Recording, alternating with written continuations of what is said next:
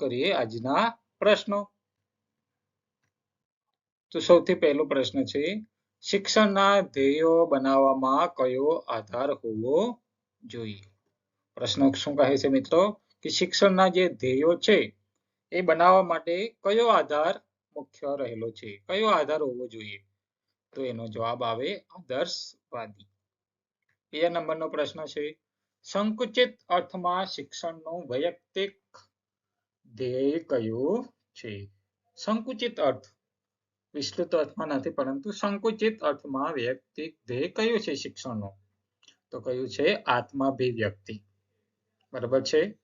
હવે આગળનો પ્રશ્ન, કયો વાદ પુસ્તકીય શિક્ષણ સામે બળવા રૂપે પ્રગટ થયો હતો? કયો વાદ આવશે? તો વાદ આવશે પ્રકૃતિવાદ. આગળનો પ્રશ્ન છે, શિક્ષણમાં પ્રકૃતિવાદના પુરસ્કર્તા કોણ છે? પ્રકૃતિવાદના પુરસ્કર્તા કોણ છે? તો એનો જવાબ આવશે રૂસો.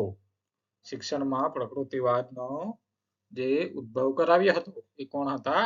રૂસો હતા. કોણે બાળકને બીજ સાથે સરખાવ્યું છે? આપણે પ્રાથમિક શાળાઓમાં, માધ્યમિક શાળાઓમાં બાળક જે ભણવા માટે વિદ્યાર્થીઓ આવે છે તો એ બાળકને બીજ સાથે સરખાવ્યું છે. કોણે સરખાવ્યું છે? તો પેસ્ટોલોજી. કોણે સરખાવ્યું છે? પેસ્ટોલોજી.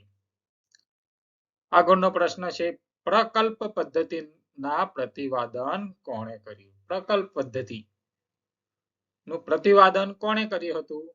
કોણે કર્યું છે? કેલ પેટ્રિક. કેલ પેટ્રિક નામના મનોવૈજ્ઞાનિકે પ્રકલ્પ પદ્ધતિનું પ્રતિપાદન કર્યું હતું. પ્રશ્ન નંબર 7, સમાજની પેટા વ્યવસ્થા તરીકે શિક્ષણનો અભ્યાસ કરવાનો ધ્યેય કોનું છે? પેટા વ્યવસ્થા તરીકે શિક્ષણનો અભ્યાસ કરવાનું ધ્યેય કોનું છે? તો છે શિક્ષણના સમાજશાસ્ત્રનું. કોનું ધ્યેય રહેલું છે? શિક્ષણના સમાજશાસ્ત્રનું. આગળનો પ્રશ્ન છે, કઈ શિક્ષણ અવસ્થામાં કઠોર નિયંત્રિત શિસ્તના વિકાસ પર ભાર મૂકવામાં આવ્યો છે?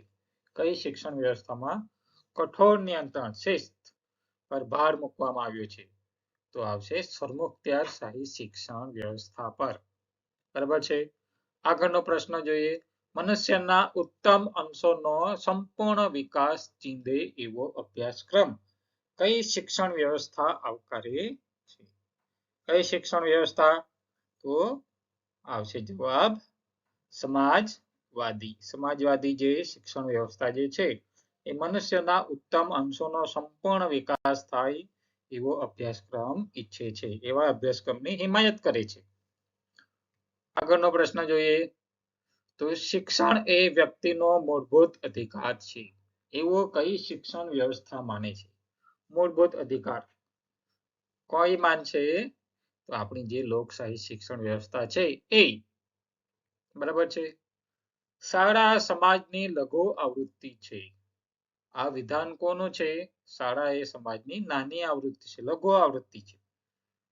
એ વિધાન કોનું છે? જ્હોન ડ્યુઈનું છે. આગળનો પ્રશ્ન જોઈએ, અનુશાસન, ધર્મનિરપેક્ષતા અને નૈતિક શિક્ષણ ચારિત્ર્ય નિર્માણ માટે આવશ્યક છે. આ તથ્ય કયા કમિશને પ્રસ્તુત કર્યું છે? આ જે વિધાન છે ધર્મનિરપેક્ષતા, નૈતિક શિક્ષણ, ચારિત્ર્ય નિર્માણ માટે અતિ આવશ્યક છે, એ કોણે પ્રસ્તુત કર્યું હતું? તો મુદ્દાલિયર કમિશને પ્રસ્તુત કર્યું હતું. આગળનો પ્રશ્ન છે, ગિલફર્ડે બૌદ્ધિક શક્તિઓના બંધારણનું મોડલ એટલે ગિલફર્ડ દ્વારા જે બૌદ્ધિક શક્તિઓ, બુદ્ધિ કસોટીનો જે મોડલ રજૂ કર્યું હતું એ મોડલનું નામ શું છે? તો ત્રિપરિમાણાત્મક મોડલનું નામ છે. બરાબર છે. આગળનો પ્રશ્ન છે, અંતર્મુખી વ્યક્તિનું લક્ષણ કયું છે? બહિર્મુખી આપણે અલગ અલગ વ્યક્તિત્વના લક્ષણો જોઈએ. વ્યક્તિત્વના વિડીયો મારી યુટ્યુબ ચેનલમાં પહેલેથી મૂકવામાં આવ્યો છે, તો એ તમે જોઈ શકો છો. તો અંતર્મુખી વ્યક્તિનું લક્ષણ કયું છે? કયું લક્ષણ છે? મૂર્ત વિચાર શક્તિ. કઈ વિચાર શક્તિ? મૂર્ત વિચાર શક્તિ. દ્વિઅવયવી સિદ્ધાંતમાં બુદ્ધિ કયા બે અવયવની બનેલી છે? દ્વિઅવયવી સિદ્ધાંત કોણે આપ્યો છે? તમે કોમેન્ટ બોક્સમાં મને આપી શકો છો. તો દ્વિઅવયવી સિદ્ધાંતમાં બુદ્ધિ કયા બે અવયવોની બનેલી છે? કયા બે અવયવો આવશે? સામાન્ય શક્તિ અને વિશિષ્ટ શક્તિ. કયા બે શક્તિ? સામાન્ય અને વિશિષ્ટ. જી ફેક્ટર અને એસ ફેક્ટર. બુદ્ધિ અંગેનો વિડીયો પણ આજના દિવસે મેં અપલોડ કર્યો છે, તમે જોઈ શકો છો. પ્રાણીના શૈક્ષિક વર્તન પર તે વર્તનના શક્ય પરિણામોની શી અસર કરે છે તે જાણવામાં સૌ પ્રથમ કયા મનોવૈજ્ઞાનિકે રસ હતો? કે પ્રાણીનું જે વર્તન છે એ વર્તન પર પરિણામોની અસર થાય છે એ જાણવાનો રસ કયા મનોવૈજ્ઞાનિકને હતો? તો જવાબ આવશે એડવર્ડ થોર્નડાઈક. આગળનો પ્રશ્ન છે વર્તન આપન્ન પ્રતિચારનો ઉદાહરણ. વર્તનનો આપન્ન પ્રતિચાર જે છે એના ઉદાહરણો કયા કયા? તો ટાંકણી લાગવાથી આંચકાભેર હાથ ખસેડી દેવો એ આપન્ન પ્રતિચાર છે. આપણને જ્યારે પણ કોઈ હાથમાં વસ્તુ વાગે, ટાંકણી વાગે, તો આપણે શું કરીએ છીએ? હાથને એકદમ જ ખેંચી લઈએ છીએ. ત્યાર પછી છે દુર્ગંધના કારણે નાક દબાવવું. ક્યાંક આપણે પસાર થતા હોઈએ કશી જગ્યાએથી અને ત્યાં કચરો પડ્યો હોય, ત્યાંથી ગંધ આવતી હોય, તો આપણે શું કરીએ છીએ? પોતાનું નાકને ઢાંકી દઈએ છીએ અથવા નાક દબાવી દઈએ છીએ. તેથી એ દુર્ગંધ આપણા નાક દ્વારા આપણને અનુભવ ના થાય એના માટે. ત્રીજું છે મોંમાંથી લાળનું ઝરવું. આ જે ત્રણ ઉદાહરણો છે એ શાના છે? ઉદાહરણો આપન્ન પ્રતિચારના છે. ઘોંઘાટ. ઘોંઘાટ એ શું છે? વર્ગ વ્યવહારમાં આ ખૂબ જ મહત્વનો મુદ્દો છે. તો વર્ગ વ્યવહારમાં ઘોંઘાટ એ શું છે? નકારાત્મક સુધારક છે. કયું સુધારક? નકારાત્મક. મનોવૈજ્ઞાનિક મેકલેલેન્ડનું નામ કઈ બાબત સાથે સંકળાયેલ છે? મનોવૈજ્ઞાનિક મેકલેલેન્ડનું નામ જે છે કઈ બાબત સાથે સંકળાયેલ છે? તેમનું નામ સિદ્ધિ પ્રેરણા સાથે સંકળાયેલ છે. આગળનો પ્રશ્ન જોઈએ. બુદ્ધિ માપન કસોટીમાં પાસ નો સિદ્ધાંત કોણે રજૂ કર્યો?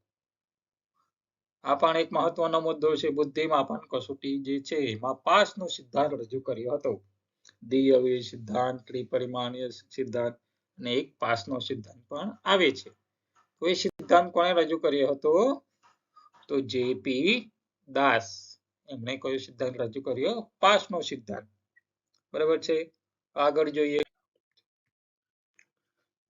જુઓ આગળનો પ્રશ્ન જોઈએ. પ્રશ્ન નંબર 21. G.F. કુડરે ક્યારે રસ સંશોધનિકાની રચના કરી હતી? ક્યારે કરી હતી? તો 1939 માં. આગળનો પ્રશ્ન પ્રશ્ન નંબર 22. ધ્યાન વિસ્તાર માપન માટે શાનો ઉપયોગ થાય છે? ધ્યાન વિસ્તારનું માપન કરવા માટે શાનો ઉપયોગ થાય? તો ટેચિસ્કોપ. બરાબર છે.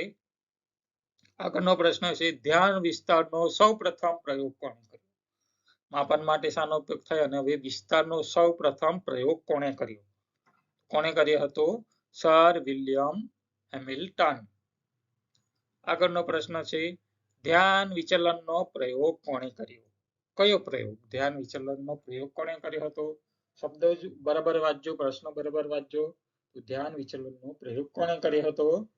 તો ગ્લેન નામના મનોવૈજ્ઞાનિકે. કોણે કર્યો હતો? ગ્લેન નામના. અને કયો પ્રયોગ છે? વ્યુત્તકમય આકૃતિનો પ્રયોગ કર્યો હતો. ત્યાર પછી છે પ્રશ્ન નંબર 25. કયા ઉપનિષદમાં ઋષિને શિષ્યો તરફથી પૂછાયેલા 6 પ્રશ્નોની સણાવટ? ઉપનિષદનું નામ આપવાનું છે ને એમાં એવા કહ્યું છે કે ઋષિને શિષ્યો તરફથી પૂછાયેલા 6 પ્રશ્નોનો ઉત્તર આપ્યો છે અથવા છણાવટ કરવામાં આવી છે. તો જવાબ આવશે પ્રશ્નોપનિષદ. કયો જવાબ આવશે? પ્રશ્નોપનિષદ. આગળનો પ્રશ્ન છે લોકશાહી અને શિક્ષણ પુસ્તક કોણે લખ્યું? લોકશાહી અને શિક્ષણ. આ પુસ્તકને લખાણ કોણે કર્યું હતું? રચના કોણે કરી હતી? તો જવાબ આવશે જ્હોન ડ્યુઈ. આગળનો પ્રશ્ન છે શાસ્ત્રીય અભિસંધાન સાથે સંબંધિત વિશિષ્ટ પ્રક્રિયાઓ કઈ કઈ છે? શાસ્ત્રીય અભિસંધાનનો પ્રયોગ કોને કર્યો હતો? તમે કોમેન્ટ બોક્સમાં જણાવી શકો છો. તો એમનો વિશિષ્ટ પ્રક્રિયાઓ કઈ કઈ છે એની સાથે સંબંધિત? તો એક છે પ્રબલન. બીજા નંબરમાં આવશે ઉચ્છેદન અને ત્રીજા નંબરમાં આવશે સ્વયંસ્ફુરિત પુનઃ પ્રાપ્તિ.